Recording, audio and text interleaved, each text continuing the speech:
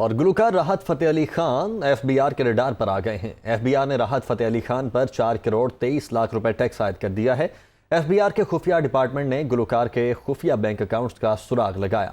خفیہ اکاؤنٹس میں 6 کروڑ 55 لاکھ 76 ہزار روپے پر جواب طلب کیا گیا۔ ذرائع کے مطابق ایف بی آر نے گلوکار راحت فتح علی خان کو ٹیکس ادائیگی کے لیے 1 ماہ کی مہلت دے دی ہے۔ شبیر حیدر اس وقت ہمارے ساتھ موجود ہیں۔ شبیر، کیا ڈیٹیلز ہیں اور کس مد میں یہ ٹیکس عائد کیا گیا؟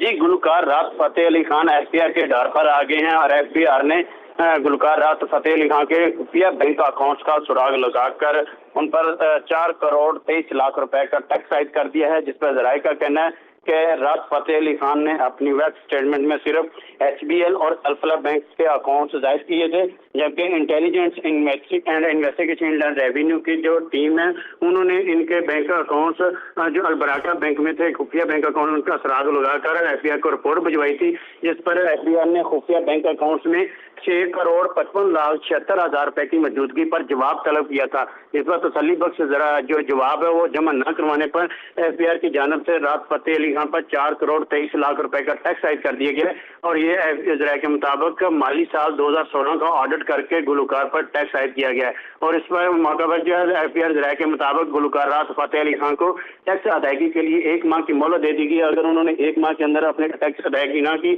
تو ایف بی آر کی جانب سے ان کے بینک اکاؤنٹس منجمد کر کے ریکوری کو یقینی بنایا جائے گا۔ جی ٹھیک ہے شبیر، بہت شکریہ آپ کا۔